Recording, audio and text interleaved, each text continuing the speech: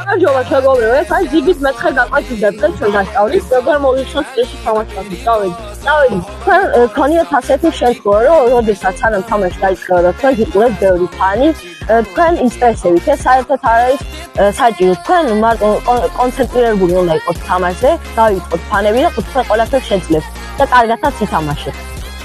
რომა ფეხბურთელმა აიცის რა დოზით უნდა მიიღოს საკვებით თამაშამდე, ან რა დროით. მე კიდე გასწავლით ერთ-ერთ ხის, რომელსაც თვითონ მევიყენებ თამაშამდე და ამართლებს. თამაშამდე 2 საათს ადრე უნდა მივიღოთ საკვები და რაც თავარია, ეს საკვები უნდა იყოს სუბუქი და ძალიან ჯანმრთელი. ხოლო როდესაც საკვები ჭამას მოვჩებით, უნდა შევეცადოთ, რომ დარჩენილი დრო დავიშალოთ, სანამ თამაშის დრო არ მოვა. ეს ხონია ისეთი შემთხვევა, როდესაც ბოლო წუთზე პენალტს არ იმას მოახერხებს. ჩვენ ესე არ უნდა მოვიქცეთ. პირიქით, ამ დროს არ უნდა ვიდოდეთ. ისე უნდა მოვიქცეთ, როგორც ეზოში ვიქცევით.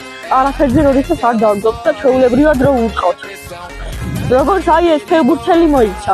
ამ დროს არ უნდა იდარდოთ. არავის არ მიაქციოთ ყურადღება და დამიჯერეთ. ეს ყველაფერი თქვენ გამოგვიოს. მეგობრებო, დღევანდელი ვიდეო მიიღია. თუ მოგეწონათ მეცხრე გაკვეთილი სტრესის შესახებ, ეს ვიდეო დაალაიქეთ და გამოიწერეთ. ახლა მან გამოჩეთ ან გამოწერზე სპეციალ ვიდეო. კარგად.